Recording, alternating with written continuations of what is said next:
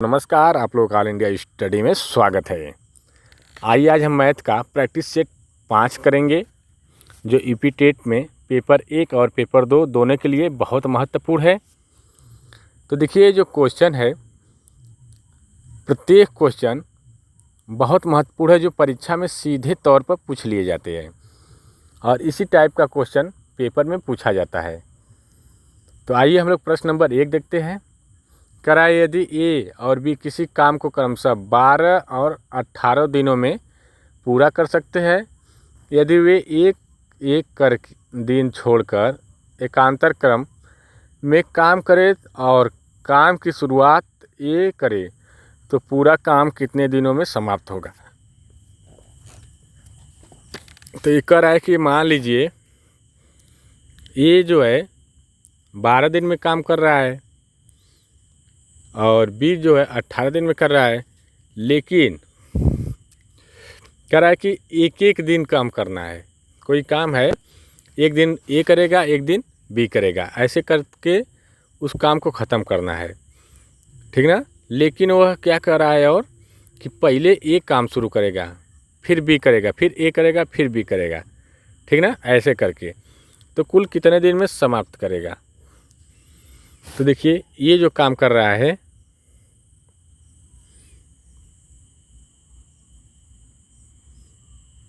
क्यों चल नहीं रहा है, ये जो काम कर रहा है कितने, ये जो कर रहा है 12 दिन में और बी जो कर रहा है, यह जो कर रहा है 18 दिन में। तो इन दोनों का एलसीएम निकालेंगे तो पता चल जाएगा टोटल काम कितना है। तो 12 और 18 का इस तरह हम एलसीएम निकालेंगे तो 2 से काटेंगे तो ये 6 आ जाएगा, फिर 2 से 18 को काटेंगे तो 9 आ जाएगा, फिर 2 से काटेंगे तो ये 3 आ जाएगा और ये 9 नहीं कटेगा, फिर 3 से काटेंगे तो 1 आएगा और ये 3 त्रिक के 9 आ जाएगा, ठीक ना। फिर 3 से काट देंगे हम तो 1 और 1 कट जाएगा पूरा। तो इसका गुणा करेंगे तो टोटल काम हमें पता चल जाएगा। 3 त्रिक के 9, 9 दूनी 18, 18 दूनी के 36, टोटल काम कितना है 36 है, ठीक ना। तो ये जो है एक दिन काम किया, मतलब 12, तो एक दिन में ये कितना काम करेगा, वो 12 दिन में समाप्त कर रहा है 36 काम को, तो ये जो एक दिन में कितना काम करेगा। तो हम क्या करेंगे, 36 में 12 से भाग दे देंगे, ठीक ना। तो ए का काम पता चल जाएगा। ए का काम, देखिए लिखने में मुझे दिक्कत होती है, काम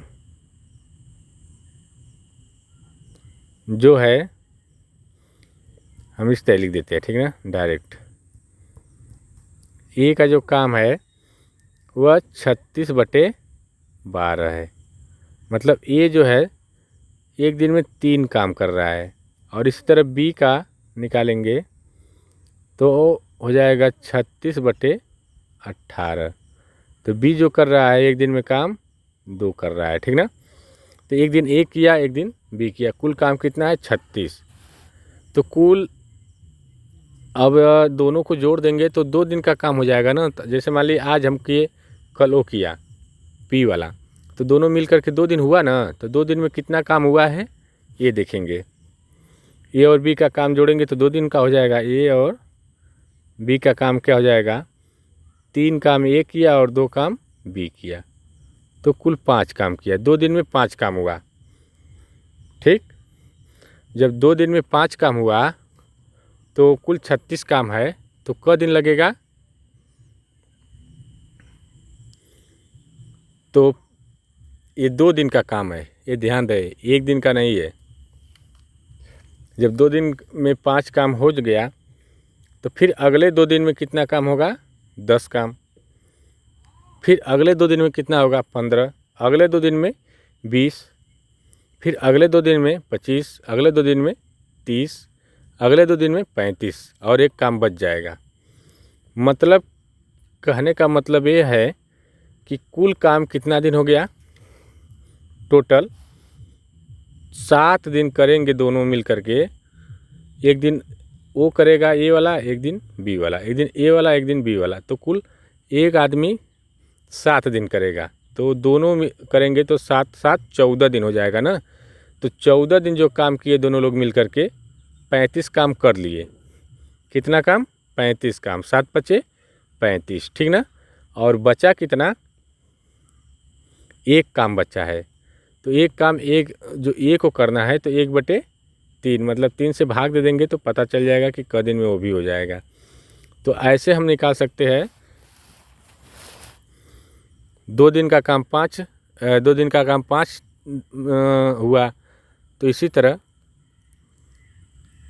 35 दिन का काम कितना होगा? 5 सत्ते 35, 7 दिन में एक आदमी कितना दिन करेगा? 7 दिन में। तो दोनों आदमी 7 दूना के 14 दिन में करेंगे, ठीक है ना। और 14 दिन में करेंगे तो कितना बच गया? एक। अभी एक बच गया जो एक की बारी है करने की। तो ये जो करेगा कितने दिन में? तो एक का एक काम बचा तो एक जो करेगा 3 दिन में, ठीक ना। तो हमारे लिख सकते हैं 14 सही 1/3 दिन, ठीक। तो इसका सही जवाब हो जाएगा ऑप्शन नंबर बी। और निकाल के दिखा देते हैं। मान ले 36 काम है, ये 2 दिन में लोग 5 काम कर रहे हैं, तो ये हो जाएगा 5 सत्ते 35, 7 दिन में कर लिए। और एक काम बच गया, एक काम बच गया जो ये वाला बचा है, ये कौन करेगा? फिर एक ही बारी आ जाएगी ना।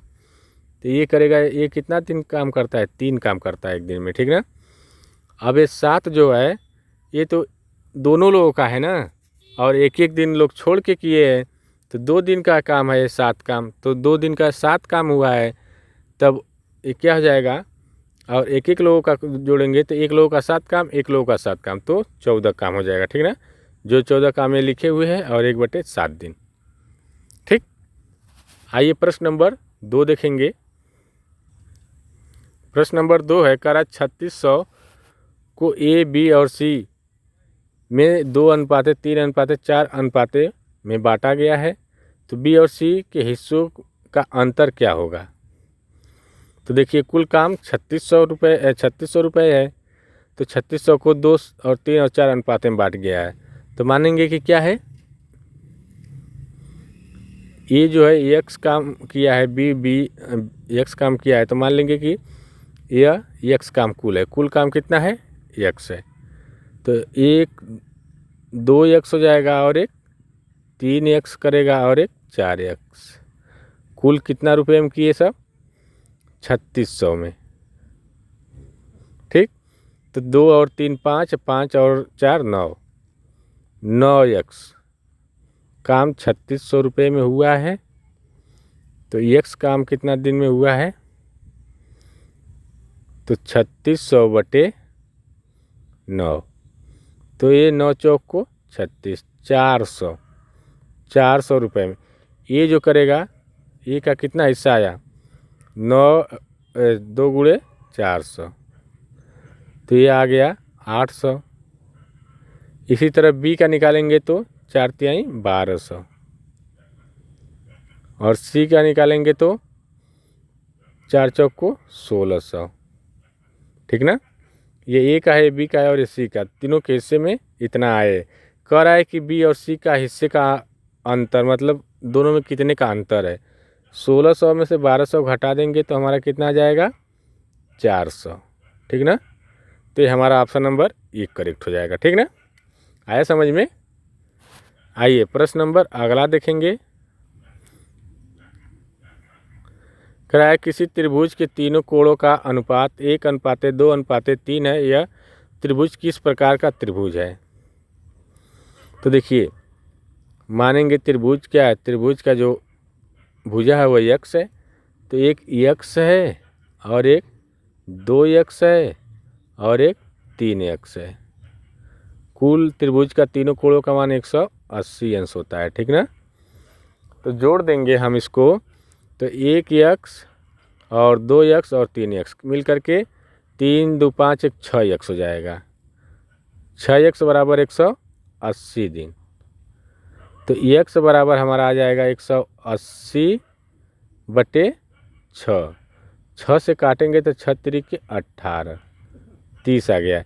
एक यक्स का अनुपात जो दिया है एक अनुपात 2 अनुपात 3, तो यक्स है तो यक्स का एक 30 हो गया और 2 यक्स है, इसी तरह इसमें रख देंगे तो 30 दूना के 60 और इसमें रखेंगे 30 तिहाई 90। तो जो कोण है एक कोण 90 अंश का बन रहा है और एक 60 अंश का और एक 30 अंश का। जब एक कोण 90 अंश का बनता है तो कोण कैसा होता है? समकोण होता है। तो ये हो जाएगा समकोण त्रिभुज। ठीक ना।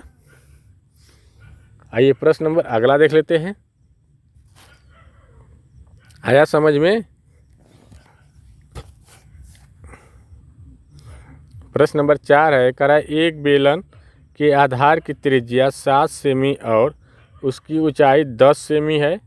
इस बेलन का वक्र पृष्ठीय क्षेत्रफल क्या होगा? तो देखिए बेलन का जो क्षेत्रफल होता है, हम बेलन बनाते हैं, आपको दिखाते हैं कैसे। मान लीजिए यह क्या है? एक बेलन है। ठीक ना। एक क्या है? एक बेलन है जो इसकी ऊंचाई दिया हुआ है 10 सेमी और इसकी जो यहाँ से त्रिज्या है यहाँ से यहाँ तक जो दिया हुआ है 7 सेमी। तो कह रहा है कि बेलन का पृष्ठीय क्षेत्रफल। तो इसका सूत्र क्या होता है? बेलन का पृष्ठीय क्षेत्रफल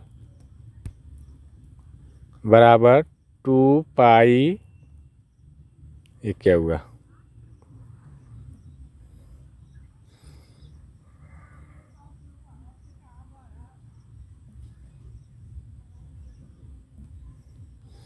ठीक है 2 पाई RH। तो देखिए यहाँ 2 हो जाएगा, पाई का मान होता है 22/7 और R हमारा दिया हुआ है 7 और H कितना है? 10। तो 7 से 7 कट जाएगा, 22 और 4 का गुणा करेंगे 22 और 2 का तो 44 आ जाएगा और ये 10। जब इसका गुणा करेंगे तो कितना आ जाएगा? 440 वर्ग सेमी। ठीक ना। तो ऑप्शन नंबर 1 करेक्ट हो जाएगा। ठीक। आइए प्रश्न नंबर अगला देखेंगे। बेलन का पृष्ठीय क्षेत्रफल जो होता है 2 पाई RH होता है। ठीक ना। और R का मान पता ही है, H का मान पता ही है। ठीक ना। आइए प्रश्न नंबर अगला देखते हैं। प्रश्न नंबर अगला है, कह रहा है 256 के घाते 0.16 गुणे 256 के घाते 0.09। तो देखिए इसका मान हम निकालेंगे कैसे? 256, देखिए एक सूत्र होता है, अगर 20 बराबर होता है तो घात को क्या करते हैं? जोड़ देते हैं। ठीक ना। जैसे x के घाते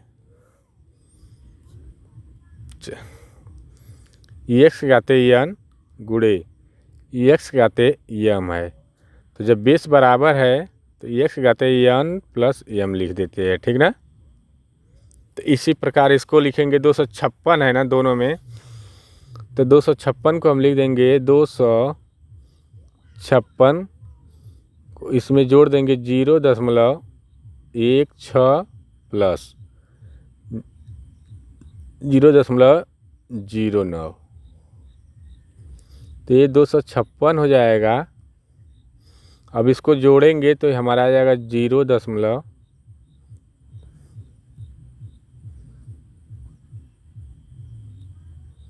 कितना आ जाएगा? 0.25। अब देखिए 0.25 को अगर हम भिन्न में बदलेंगे तो ये कितना आ जाएगा? 0.25 को भिन्न में ऐसे बदलते हैं, 0.25 गुणे क्या कर देंगे? 100 से ऊपर 100 से नीचे। ठीक ना। तो ये हो जाएगा 25 हो जाता है और बटे 100, ये काटेंगे तो 1/4 आएगा। ठीक। तो यहाँ हम लिख देते हैं 1/4। ठीक ना। अब 256 को अगर हम तोड़ेंगे तो ये हो जाएगा हमारा 4 के घाते कितना आ जाएगा, निकालना पड़ेगा ना। 4 के घाते 4 आ जाएगा, तो 2 हम लिख लेंगे ऐसे, 4 के घाते 4 गुणे ये कितना है, 1/4। 4 से 4 कट जाएगा तो बचेगा क्या, ये 4। ये हमारा 4 आंसर आ जाएगा, ठीक ना। तो ऑप्शन नंबर 1 करेक्ट हो जाएगा। आइए प्रश्न नंबर 6 देखेंगे। प्रश्न नंबर 6 है, कह रहा है किसी वस्तु को 720 रुपये में बेचने पर उससे 25% की हानि होती है और 25% लाभ प्राप्त करने के लिए उसका विक्रय मूल्य क्या होना चाहिए। तो देखिए 100% पर लगाएंगे हम।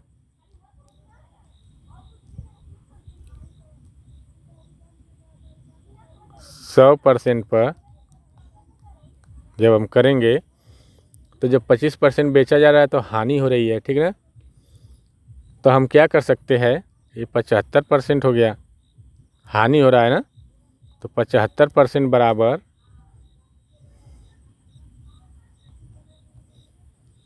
720। तो 1% बराबर कितना हो जाएगा,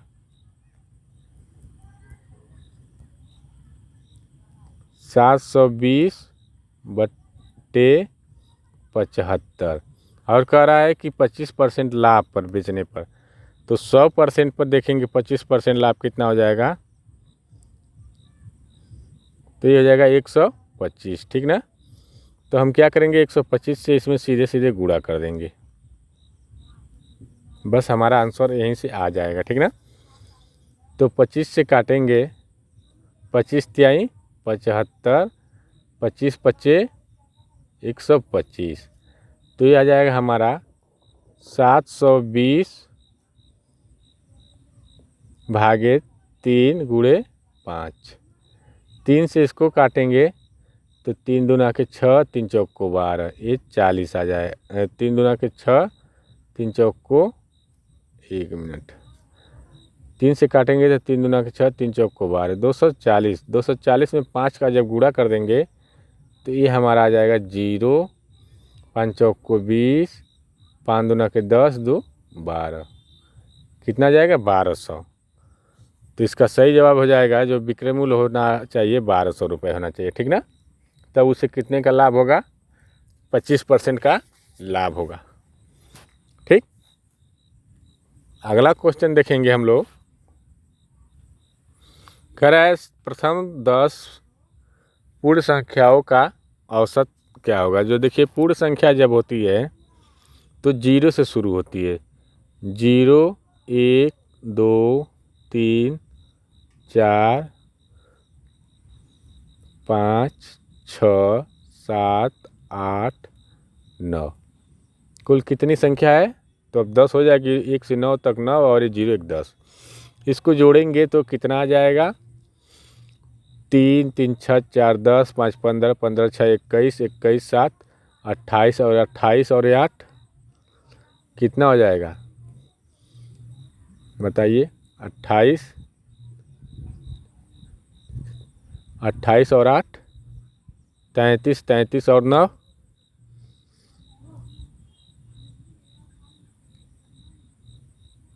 45, नहीं गलत हो गया, फिर से जोड़िए। 3 3 6 6 4 10 10 5 15 15 6 21 21 में और 7 जोड़ेंगे तो 28 आ जाएगा। 28 में और 8 जोड़ेंगे 36 आ जाएगा। 36 में 9 जोड़ेंगे तो 45 आ जाएगा, ठीक ना। और कुल संख्या कितनी है, 10 है, तो 45/10 कर देंगे, क्योंकि औसत पूछ रहा है तो जितनी संख्या रहती है उतने से भाग कर देते हैं। तो 10 जब 10 से भाग करेंगे तो 4.5 हमारा आंसर आ जाएगा, ठीक ना। तो ऑप्शन नंबर सी करेक्ट हो जाएगा इसका। आइए प्रश्न नंबर 8 देखेंगे। कह रहा है संख्या 3 के घाते 41 और 7 के घाते 42 का इकाई का अंक क्या होगा। तो इकाई का अंक पूछ रहा है ना, तो देखिए जो इकाई का अंक जब पूछा जाता है तो क्या किया जाता है, 4 से भाग कर दीजिए उसके घात में। तो निकल जाएगा। 41 में अगर 4 से हम भाग करेंगे, ये ट्रिक है, 4 से भाग दे देंगे तो ये जाएगा 4 दहाँ पर 40 और शेष क्या बच रहा है 1, ठीक ना। तो ये 3 के घाते 1 हो जाएगा गुणे। इसी तरह हम 42 में 4 से भाग देंगे तो ये कितना आएगा 4 दहाँ पर 40, शेष क्या आ जाएगा 2, तो 7 के घाते 2 कर देंगे, ठीक। तो आइए इसका गुणा करते हैं। 3 एकम 3 और 7 सत्ते 49। तो जब इसका गुणा करेंगे हम तो कितना आ जाएगा 9 त्रिके 27, 9 3 चौक को 12, 13 14। तो इसका इकाई का अंक क्या है 7 है, ठीक ना। तो ऑप्शन नंबर सी करेक्ट हो जाएगा, ठीक। आइए हम प्रश्न नंबर अगला देखेंगे। कह रहा है एक आयताकार मैदान की लंबाई 40 मीटर और चौड़ाई 30 मीटर है। मैदान के बाहर चारों ओर 2.5 मीटर चौड़ा रास्ता बनाया गया है। तो रास्ते का क्षेत्रफल कितना करा, रास्ते का क्षेत्रफल ज्ञात करना है, ठीक ना। तो देखिए मान लीजिए यह क्या है, एक वर्गाकार मैदान है। तो इसकी जो लंबाई है ये 40 मीटर है,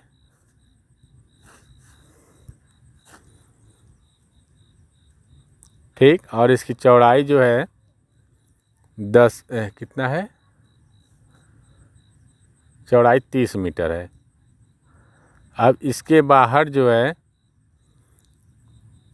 2.5 का क्या बनाया गया है रास्ता, ठीक ना। तो देखिए यहाँ से और यहाँ से, यहाँ तो 40 है और ये 2.5 इधर भी है और 2.5 इधर भी है, ठीक ना। इसी तरह यहाँ भी होगा 2.5 इधर भी होगा और 2.5 इधर भी होगा, ठीक ना। तो देखिए आयत का जो क्षेत्रफल होता है लंबाई गुणे चौड़ाई। पहले आयत का क्षेत्रफल निकालते हैं, मैदान का क्षेत्रफल, ठीक ना। मैदान का क्षेत्रफल निकालेंगे तो हो जाएगा 40 गुणे 30। तो ये हमारा आएगा 4 तिहाई 1200। और कह रहा है क्या कि अब रास्ते का क्षेत्रफल निकाल करके हम इसमें से घटा देंगे तो पूरा क्षेत्रफल निकल जाएगा, ठीक ना। तो 2.5 ये 2.5 ये जुड़ जाएगा तो कितना हो जाएगा, ये रास्ते का क्षेत्रफल निकालेंगे तो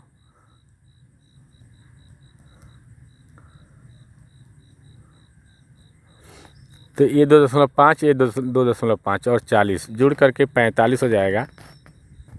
ये 45 हो जाएगा और ये 30 है और 2.5 ये भी जुड़ेगा तो ये कितना हो जाएगा 35 हो जाएगा। अब गुणा कर दीजिए तो दोनों का कितना आएगा, गुणा करेंगे तो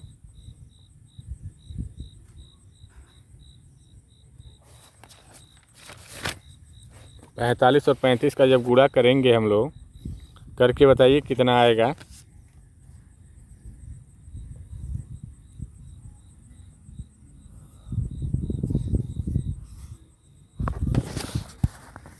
ये हमारा आ जाएगा 1575, ठीक ना। अब कह रहा है कि रास्ते का क्षेत्रफल बताना है। ये जो पूरा क्षेत्रफल है रास्ते सहित मैदान का क्षेत्रफल है, लिख लीजिए नहीं तो गड़बड़ा जाएगा। रास्ते सहित मैदान का क्षेत्रफल, ठीक ना। तो जब रास्ते सहित मैदान का क्षेत्रफल कितना आ गया 1575 और मैदान का क्षेत्रफल 1200 है, तो जब घटा देंगे तो रास्ता का क्षेत्रफल निकल जाएगा। 1575 माइनस 1200 कर देंगे तो हमारा आ जाएगा 1500 है, ये 1300 आया, ठीक ना, सॉरी 1375 आएगा, ठीक ना। तो जब घटाएंगे तो यह आ जाएगा नहीं 1500 हो जाएगा गुणा करके, सॉरी 1500, ठीक ना, गलती हो गई है, गुणा कर लीजिए, थोड़ा सा कन्फ्यूजन हो गया है, आप लोग कर लीजिएगा, 1575 ही आएगा। तो जब घटाएंगे तो आ जाएगा 375, ठीक ना। ऑप्शन में मैं कन्फ्यूज हो गया हूँ, तो ऑप्शन नंबर ए करेक्ट हो जाएगा इसका, ठीक ना, गुणा करके देख लीजिएगा। आइए प्रश्न नंबर अगला देखते हैं। प्रश्न नंबर 9 है, देखिए पैडागोजी से क्वेश्चन है, गणित सभी विज्ञान का प्रवेश द्वार और कुंजी है, यह कथन किसका है? रोजन, बेकन, हैमिल्टन, काम्टे, डटन। तो देखिए जो बात जो बोले हैं, कौन बोले हैं? रोजर बेकन ने, ठीक ना। तो ऑप्शन नंबर ए करेक्ट हो जाएगा। प्रश्न नंबर 11 देखेंगे, कह रहा है कि 4/7 का योज्य प्रतिलोम और गुणात्मक प्रतिलोम का गुणनफल क्या होगा? तो देखिए योज्य प्रतिलोम क्या होता है, बस क्या करेंगे, इसी को -4/7 लिख देंगे, और गुणात्मक प्रतिलोम क्या होता है, इसी का उल्टा कर देंगे, 7/4। अब कह रहा है दोनों का गुणनफल कितना होगा, तो -4/7 गुणे 7/4, 7 से 7, 4 से 4, तो ये आ जाएगा -1, ठीक ना। तो ऑप्शन नंबर बी करेक्ट हो जाएगा इसका। आइए प्रश्न नंबर 12 देखेंगे, कह रहा है यदि किसी भिन्न की अंश में 20% की वृद्धि और हर में 20% की कमी कर दिया जाए तो नई भिन्न 3/5 प्राप्त होती है, तो भिन्न क्या है? तो मान लीजिए कोई भिन्न x/y है, तो x में हम 20% की वृद्धि कर रहे हैं, परसेंट का मतलब 100, और y में हम 20% की क्या कर रहे हैं, कमी। अब वृद्धि करेंगे तो 120 हो जाएगा, क्योंकि 100 पर निकाले हैं ना परसेंटेज, तो यह हो जाएगा 80, जब कमी होगा तो 80 हो जाएगा, ठीक ना। ये 100 से 100 कट जाएगा, 0 से 0 कट जाएगा, और कह रहा है कि कितना हो जा रही है भिन्न 3/5, तो यह 12 बचेगा, 12x/8y बराबर 3/5। ये 4 से काटेंगे तो 4 दूनी के 8, 4 तिहाई 12, ठीक ना। तो ये हमारा आ जाएगा 3x/2y बराबर 3/5। तो देखिए 3 से 3 भी कट गया, इसका जब गुणा उधर हो जाएगा तो हमारा हो जाएगा x/y बराबर 2 हो जाएगा, और नीचे 5, तो ये हमारा आंसर हो जाएगा। तो 2/5 कहाँ है? ऑप्शन नंबर ए में है, ठीक ना। प्रश्न नंबर 13 देखेंगे,